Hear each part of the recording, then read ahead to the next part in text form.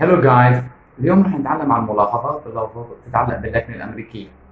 باللكنة الأمريكية إذا كانت الكلمة الأولى نهايتها صوت مثل كلمة but، والكلمة الثانية نهايتها صوت ي مثل كلمة you، يندمجوا الصوتين مع بعض بصيروا مثل ش، بيناتهم بالنص ش، مثل كلمة patch patch patch patch here patch here patch here that shit that shit that shit that you that shit. Okay. آخر كلمة what shit what shit what shit. Okay. What shit.